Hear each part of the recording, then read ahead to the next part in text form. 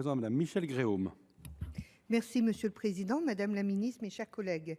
Par le nombre de victimes, 100 000 à l'horizon de 2025, l'amiante constitue un scandale sanitaire historique qui n'a pas fini de faire parler de lui. Devant nous est ouvert l'immense chantier du désamiantage et du traitement des déchets, véritable enjeu de santé publique et de sécurité sanitaire au regard de la dangerosité de ce matériau. Ces déchets sont estimés entre 300 000 et 600 000 tonnes par an. La fourchette est large, faute de chiffrage précis. Mais 97% d'entre eux sont enfouis dans le sol.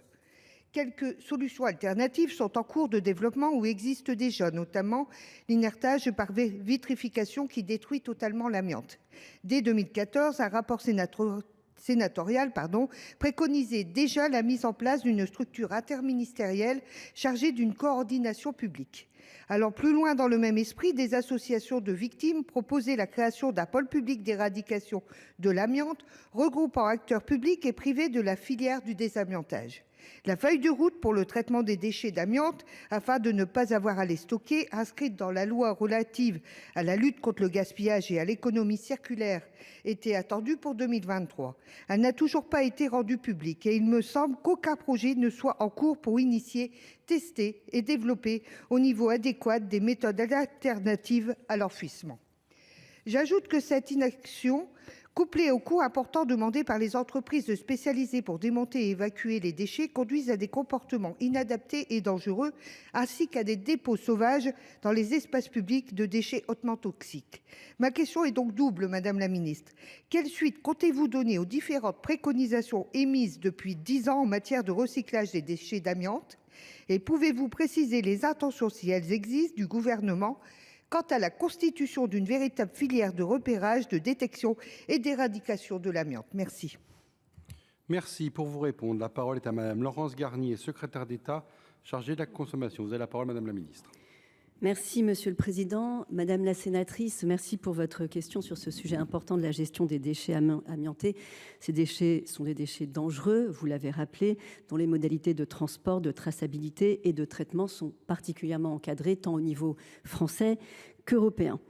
Pour en améliorer la collecte, la loi anti-gaspillage de 2020 a renforcé les moyens d'action du maire et les sanctions aux auteurs des manquements en matière de dépôt sauvage de déchets. Cette loi a également conduit à la mise en place en 2023 de la filière à responsabilité élargie des producteurs de matériaux et produits de construction du secteur du bâtiment afin de faciliter, entre autres, la prise en charge des déchets amiantés issus de ces activités. En ce qui concerne le traitement de ces déchets, la solution aujourd'hui privilégiée à l'échelle européenne reste l'enfouissement. Cette technique, bien que ne permettant pas de détruire les fibres d'amiante, constitue aujourd'hui un moyen sûr de traiter ces déchets et d'éviter leur dispersion dans l'environnement. Pour autant, Madame la sénatrice, les alternatives à l'enfouissement font l'objet d'une attention particulière en France.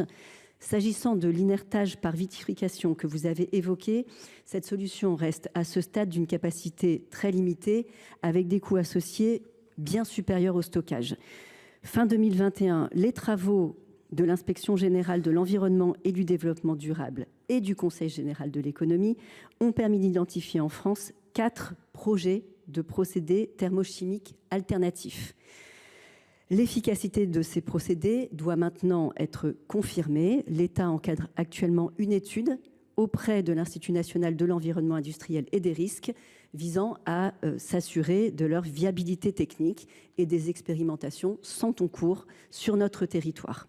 Par ailleurs, des travaux au niveau européen sont également en cours sous l'égide de la Commission concernant ces technologies. Le gouvernement est donc engagé afin que ces déchets soient pris en charge dans les meilleures conditions, le cas échéant via des solutions innovantes pour réduire le recours à la mise en décharge. Je vous remercie. Merci Madame la Ministre. La parole est à présent à la questeure Marie-Arlette Carlotti.